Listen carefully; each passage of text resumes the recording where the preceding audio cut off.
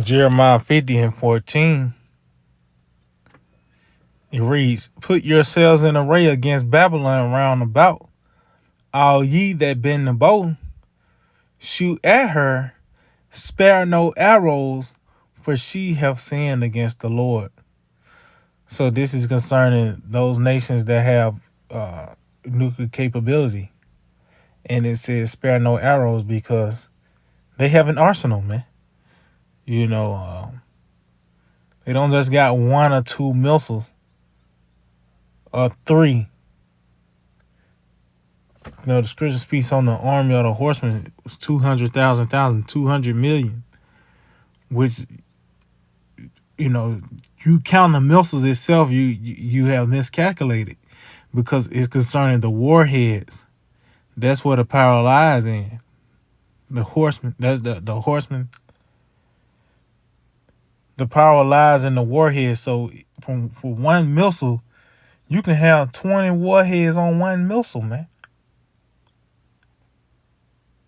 As well as these nations, once they shoot these nukes, they ain't gonna save a couple of them just in case.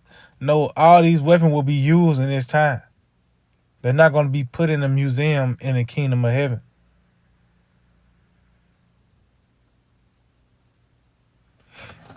So matter of fact, let's get there in Joel, the 2nd chapter. Just going back to the point that those missiles, you know, ultimately the target is here in America. So matter of fact,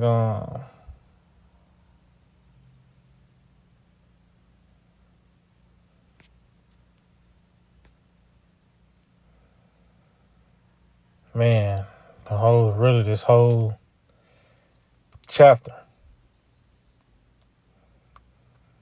But I started at the top and I just jump around. Joel 2:1, blow ye the trumpet in Zion and sound the alarm in my holy mountain.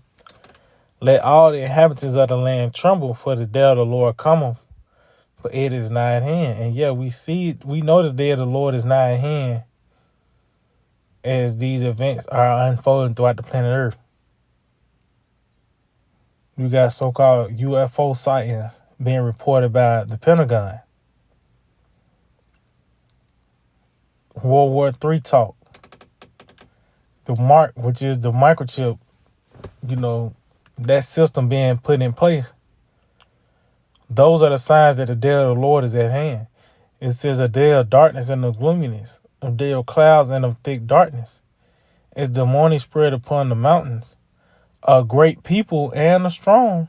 See, going back to Isaiah, the 13th chapter. Like as a great people.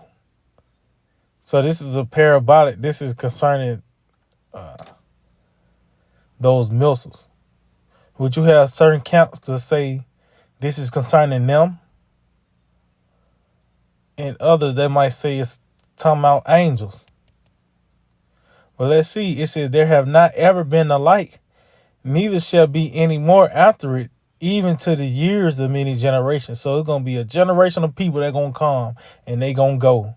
And they'll never come. It's never going to be a generation of people like this again. No, this is concerning those missiles, those nuclear missiles. Because this weapon of mass destruction, once they come and being used in this lifetime, it's not going to be no use for that weapon no more. Scripture even speaks on how the weapon will be burned. They ultimately going to be turned into farming tools.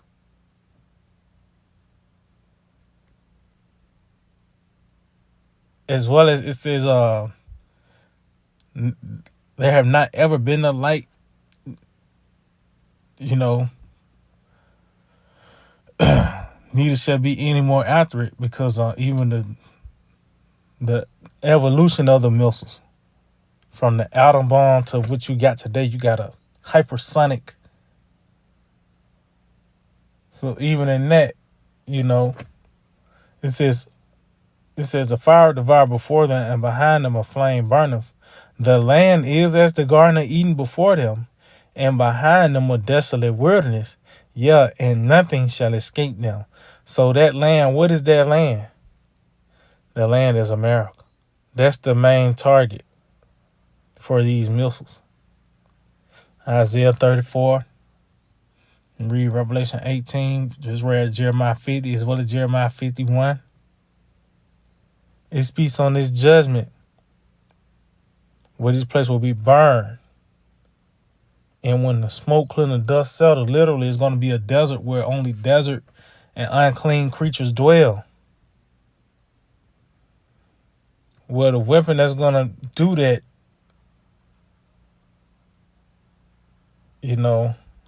is those nuclear missiles, man. It says the appearance of them is as the appearance of horses, and as horsemen so shall they run.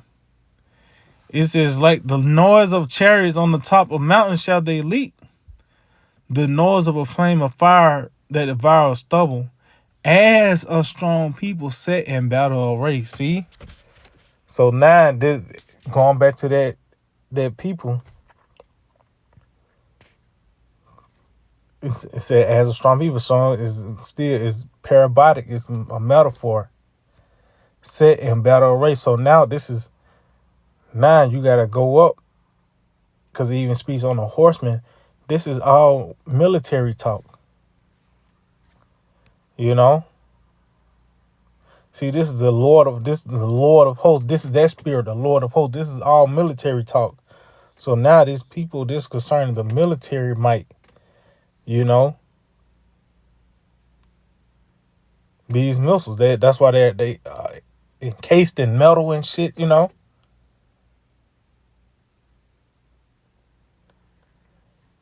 But I'm gonna end it here. This is the fate of Esau, and we seeing, the end of the world coming about. It's all coming together. So yeah, I just hope this will edify. I'd like to give all praise, honor, and glory to Yahweh, Bahasham, Yahweh Shai, Bahasham, Racha, Kodash. Double honors to the apostles and elders of Great Millstone. Shalom to the elect that teach his word in all true faith and sincerity. Shalom.